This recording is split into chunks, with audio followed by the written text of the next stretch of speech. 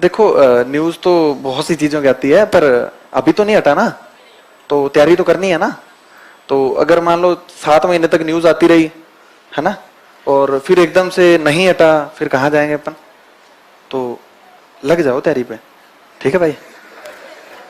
तो और क्वेश्चन लिख लो, मैं लास्ट में हम डिस्कशन करेंगे क्वेश्चन पे, है ना।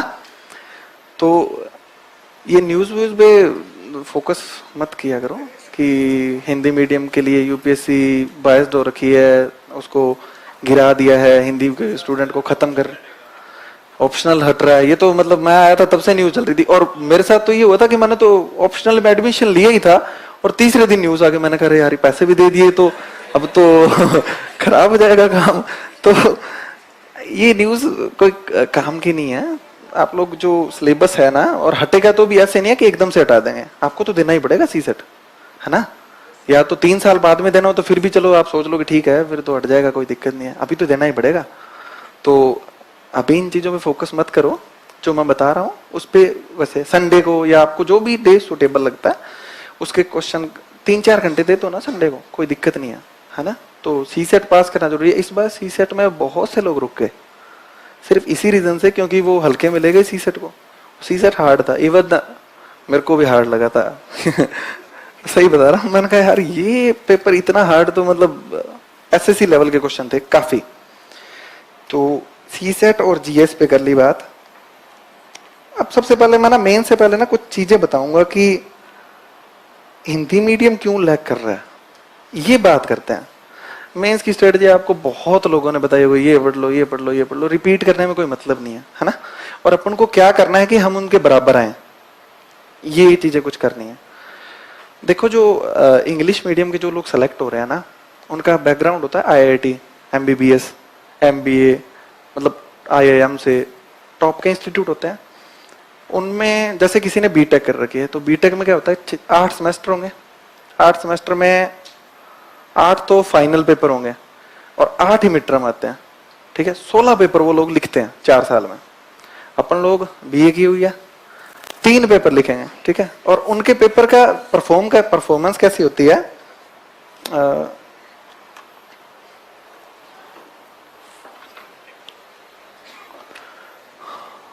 जैसे वहां पे पहले तो 1-1 नंबर के क्वेश्चन आएंगे, ठीक है।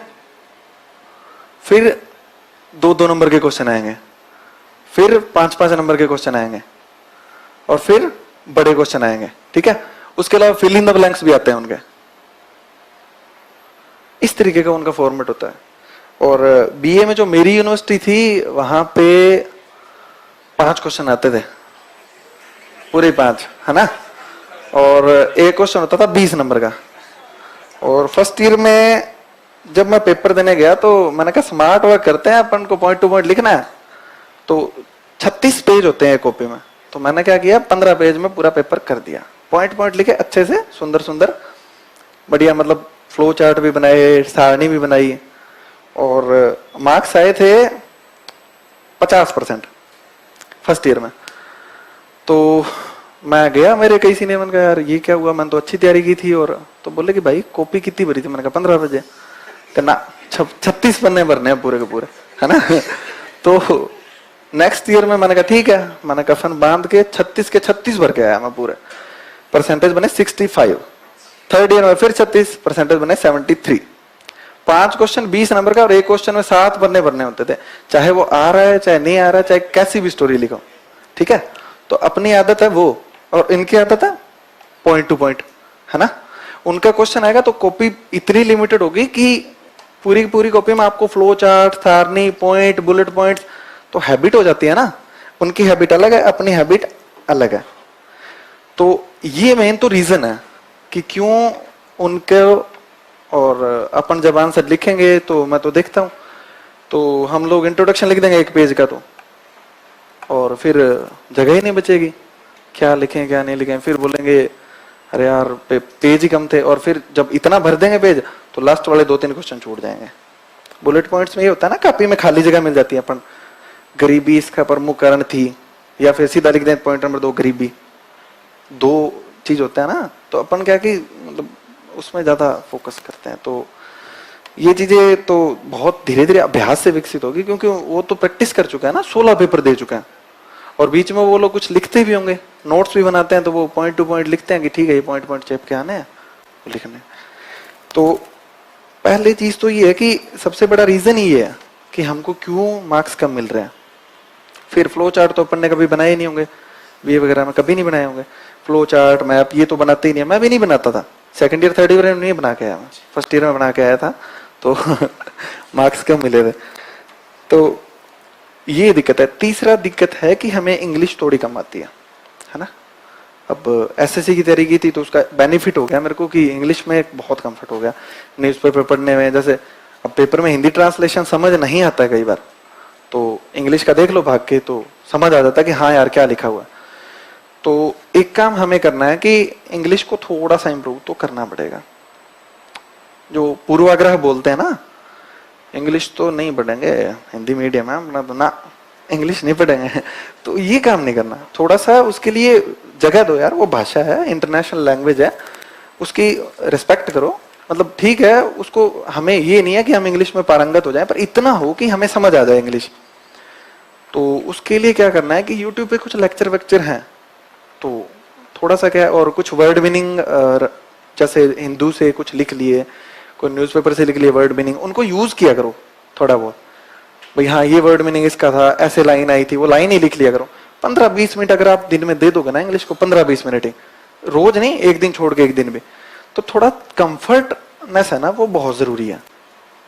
और अब पूर्वाग्रह बना के बैठ जाएंगे तो यूपीएससी तो अपने लिए चेंज नहीं करेगी, वो तो अनुवाद वैसे ही कंप्यूटराइज्ड होंगे, कितना मर्जी आंदोलन कर लें अपन। भाई बहुत बड़े बड़े आंदोलन हो गए ना, अभी तो सॉल्व तो नहीं हुई हिंदी मीडियम की समस्या। तो भाई सीधी सी बात है, जो लोग इंग्लिश सीखते हैं, कई लोग 20-20 लैंग्वेज भी जानते हैं, वो भी तो इंसान होते हैं ना। तो हमें तो एक थोड़ी सी सीखनी है और पूरी तो बोलनी ही नहीं है अपन को सिर्फ पढ़ना है कि हाँ इंग्लिश में इसका मतलब ये होता है। और जो पेपर लिखे हुए आते हैं उसमें इतना हार्ड इंग्लिश नहीं होती है, आप कभी पढ़ के देखना। जैसे प्रीलिम्स का पेपर था इस बार, दिया था किसी ने,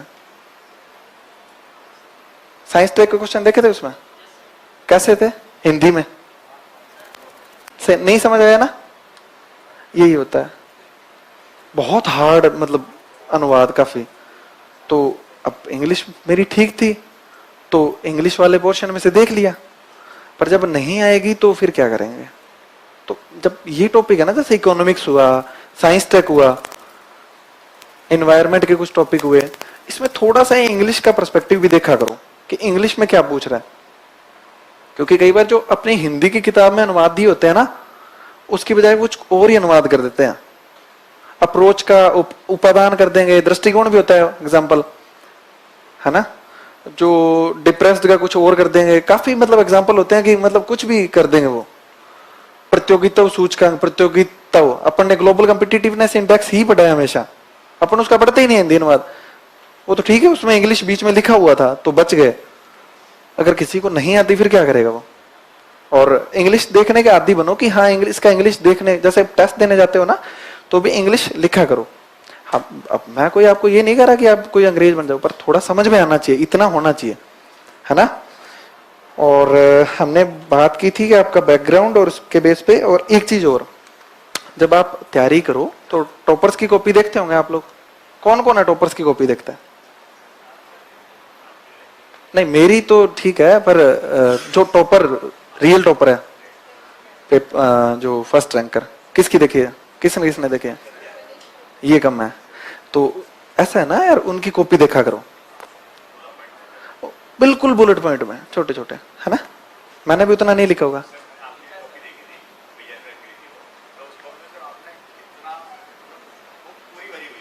हाँ हम्म हम्म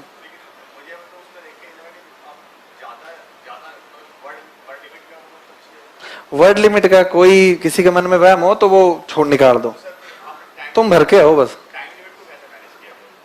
टाइम लिमिट में मैनेज होगी, प्रैक्टिस है। 1 मिनट में कंप्लीट करता हूँ फिर अपन बात करेंगे।